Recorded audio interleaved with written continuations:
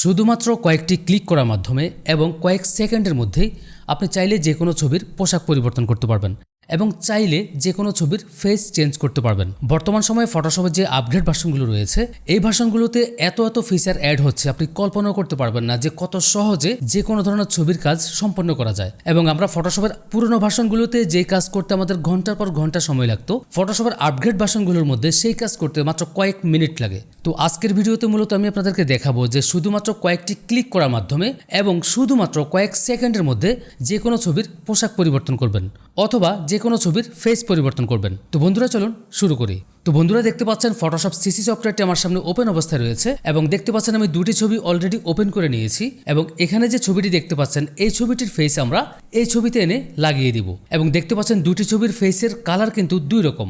এই ছবিটিতে দেখতে পাচ্ছেন ফেসটির মধ্যে খুব বেশি পরিমাণে ইয়েলো টোন রয়েছে এবং এই ছবিটিতে খুব বেশি পরিমাণে ম্যাজেন্টা টোন রয়েছে। কিন্তু আমরা এই ক্ষেত্রে কোনো ছবিরই কালার কারেকশন করতে হবে না। আমরা যখন এই ছবিটির ফেস এই ছবিটা এনে লাগিয়ে দিব তখন কালারটি অটোমেটিক্যালি অ্যাডজাস্ট হয়ে যাবে, আমাদেরকে ইন্ডিভিজুয়ালি কোনো ছবির কালার কারেকশন করতে হবে না। তো যেহেতু আমি এই ছবিটির ফেস এই ছবিতে এনে অ্যাডজাস্ট করে লাগিয়ে দিব, সেজন্য যেটা করতে হবে এই ছবিটির লেয়ারটিকে আরেকটি কপি করে নিতে হবে। তো সেটার জন্য এই ছবিটি সিলেক্ট থাকা অবস্থা আমরা চলে আসলাম লেয়ার বক্সে এসে এই ব্যাকগ্রাউন্ড লেয়ারটিকে আমরা আরেকটি কপি করব। তো সেটার জন্য কিবোর্ড থেকে কন্ট্রোল ধরে প্রেস করলাম।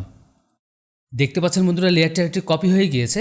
তো লেয়ারটি কপি করার পর আমি যেটা করব এই ফেসের নির্দিষ্ট একটি অংশ সিলেক্ট করে নেব। তো সেটার জন্য চলে গেলাম টুল বক্স থেকে ল্যাসো টুলটিকে সিলেক্ট করলাম।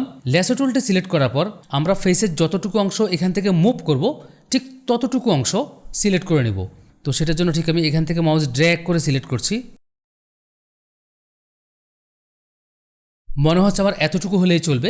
এরপর যেটা করব টুলবক্স থেকে মুভ টুলটিকে সিলেক্ট করব। মুভ টুলটিকে সিলেক্ট করার পর আমরা ছবিটিকে মুভ করে এই ছবিটির মধ্যে এনে ছেড়ে দিব। এখন আমাদের আপাতত এই ছবিটির কাজ শেষ। আমি এটিকে মিনিমাইজ করে রাখছি এবং এই ছবিটিকে ফুল স্ক্রিন করে নিচ্ছি। এখন যেটা করব আমরা এই ফেসটিকে একটু অ্যাডজাস্ট করে নিব। তো সেটার জন্য ফেসটিকে আগে ট্রান্সফর্ম করতে হবে। তো সেটার জন্য কিবোর্ড থেকে কন্ট্রোল ধরে প্রেস করলাম।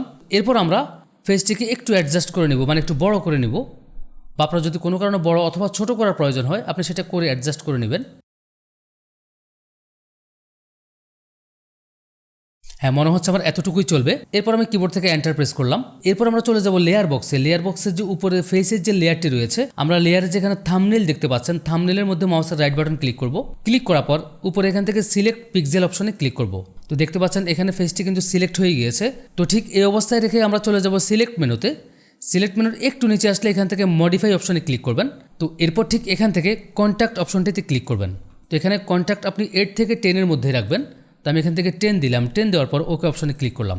তারপর আমরা যেটা করবো আবার চলে যাবো লেয়ার বক্সে যে মিডল লেয়ারটি রয়েছে আমরা মিডল লেয়ারটিকে সিলেক্ট করলাম। তো মিডল লেয়ারটি সিলেক্ট থাকা অবস্থায় কিবোর্ড থেকে ডিলিট বাটন প্রেস করবেন। তো ডিলিট বাটন প্রেস করার পর দেখতে পাচ্ছেন আমাদের যতটুকু অংশ সিলেকশন অবস্থা রয়েছে এই লেয়ারটির কিন্তু ফেসের ঠিক ততটুকু অংশ ডিলিট হয়ে গিয়েছে। তো এরপর আপনি কিবোর্ড থেকে শিফট বাটন প্রেস করে ধরে রেখে উপরে দুটি লেয়ার সিলেক্ট করবেন। সিলেক্ট করার পর আপনি চলে যাবেন এডিট মেনুতে। এডিট মেনুর একটু নিচে আসলে এখান থেকে অটো ব্লেন্ড লেয়ার অপশনটি ক্লিক করবেন। ক্লিক করার পর ঠিক এরকম একটি বক্স আপনার সামনে ওপেন হবে। এখান থেকে উপরে যে প্যানোরামা অপশনটি রয়েছে এটি সিলেক্ট থাকা অবস্থায় আপনি ঠিক এখান থেকে ওকে অপশনে ক্লিক করবেন। তাহলে অটোমেটিক্যালি ফেসটি অ্যাডজাস্ট হয়ে যাবে। দেখতে পাচ্ছেন বন্ধুরা ফেসটি কিন্তু আমাদের অ্যাডজাস্ট হয়ে গিয়েছে। তো সিলেকশনটিকে সরানোর জন্য আপনি কিবোর্ড থেকে কন্ট্রোল ধরে প্রেস করবেন।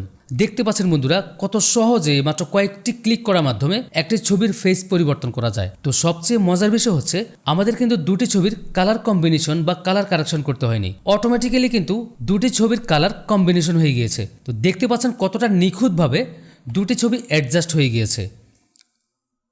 তো আশা করছি আজকের এই ছোট্ট টেকনিকটি আপনাদের অনেক কাজে আসবে।